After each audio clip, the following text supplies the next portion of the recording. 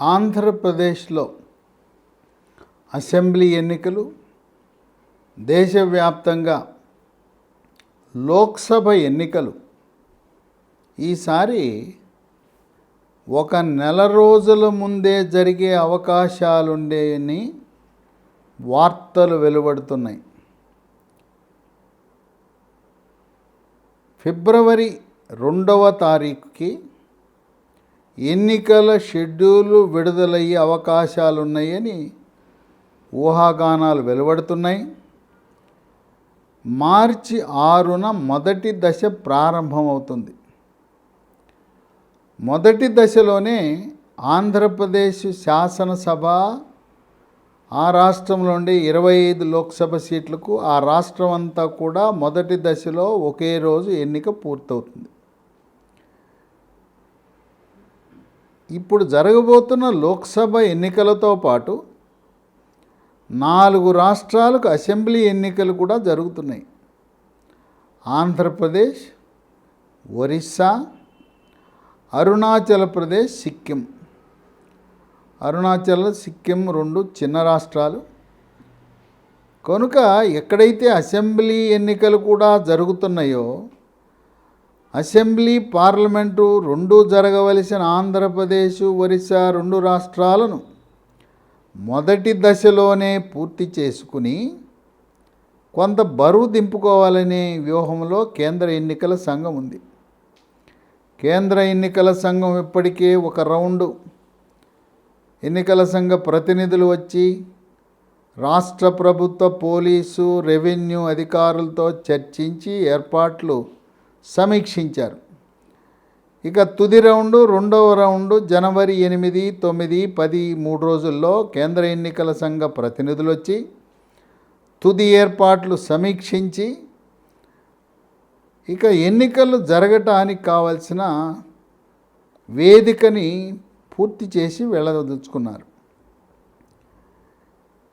గతంలో 2019లో మొదటి దశ ఎన్నిక ఏప్రిల్ 11న ప్రారంభమైంది. అప్పుడు కూడా మొదటి దశలో ఏప్రిల్ 11నే ఆంధ్రప్రదేశ్ రాష్ట్రానికి శాసనసభ, లోక్సభ ఎన్నికలు జరిగినాయి. 2019లో 7 దశల్లో ఎన్నికలు లోక్సభకు జరిగినాయి. ఇప్పుడు ఇంకొక దశ పెరిగే అవకాశం కనపడుతుంది. 8 దశల్లో 8 విడతలుగా ఎన్నికలు జరిగే అవకాశం ఉంది. ఇప్పుడు ఫిబ్రవరి 2న నోటిఫికేషన్ ఇచ్చి మార్చి 6న మొదటి విడత ప్రారంభమైతే ఏప్రిల్ నెలాఖరు నాటికి తుది ఫలితాలు విడుదలవుతాయి. 2019లో ఏం జరిగింది? ఏప్రిల్ 11న మొదటి దశ ప్రారంభమై మే 19 నాటికి 7వ దశ ఎన్నికలు పూర్తయినాయి. అది ఆఖరి దశ. మే 23న ఫలితాలు ప్రకటించడం జరిగింది. ఈసారి ఏప్రిల్ నెలాఖరులోనే తుది ఫలితాలు విడుదలయ్యే అవకాశం ఉంది. అందువల్ల నెల రోజులు ముందుగానే ఏ శాసనసభలకు ఎన్నికలు జరుగుతున్నాయో అక్కడ ప్రభుత్వం ఏర్పడుతుంది. కేంద్రంలో కూడా ఏప్రిల్ నెలాఖరులో కానీ మే మొదటి వారంలో ప్రభుత్వం ఏర్పడే అవకాశం కనపడుతూ ఉంది. ఆంధ్రప్రదేశ్ రాష్ట్రంలో ఓటర్ల సంఖ్య 3,70,00,000 ఉన్నారు. అక్కడ స్త్రీలు, పురుషులు కూడా సమానంగా ఉన్నారు. దేశంలో అన్ని చోట్ల కూడా ఎన్నికల జాబితాలు సిద్ధం చేసుకున్నారు. నామినేషన్ ఉపసంహరణ జరిగే వరకు కొత్త ఓటర్లు నమోదు చేసుకునే అవకాశం ఉన్నది. ఆన్లైన్లో ఫారం 6 చీఫ్ ఎలక్టరల్ ఆఫీసర్ వెబ్సైట్లో, సిఈఓ తెలంగాణ, సిఈఓ ఏపీ వెబ్సైట్లో ఫారం 6 నింపితే ఓటు మీరు కొత్తగా పొందే అవకాశం కూడా ఉంటుంది. అందువల్ల ఈ ఆంధ్రప్రదేశ్ ఎన్నికలు నెల రోజులు ముందు జరుగుతాయి అనే సమాచారం అధికార పక్షానికి కొంచెం గందరగోళమే.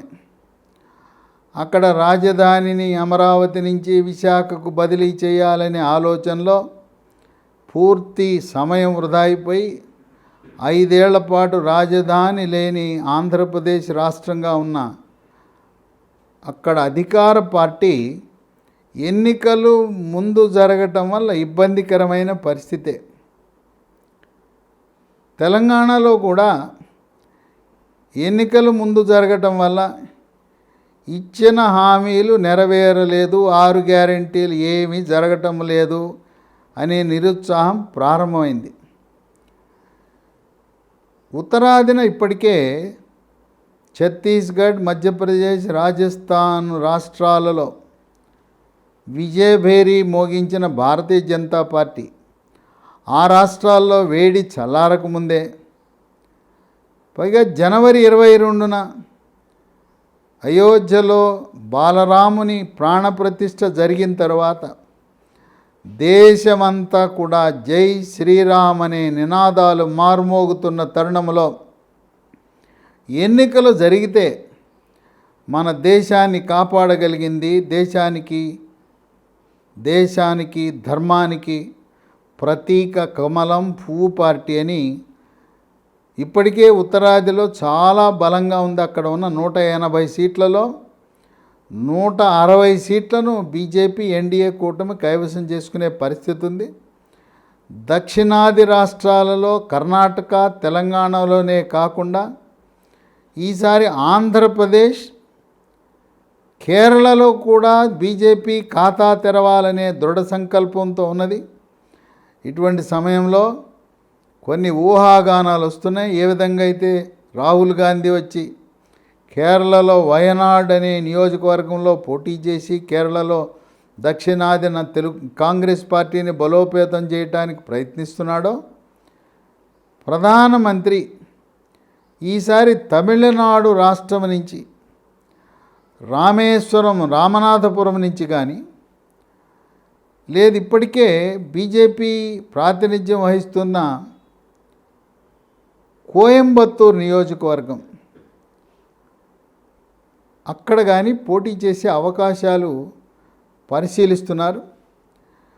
వారణాసి, కాశీ నుంచి రామేశ్వరానికి వచ్చి ఇక్కడ పోటీ చేయాలని, ఆ విధంగా దక్షిణ భారతదేశంలో కూడా భారతీయ జనతా పార్టీని బలోపేతం చేయటానికి ఇదే అవకాశంగా కమలనాథులు భావిస్తున్నారు.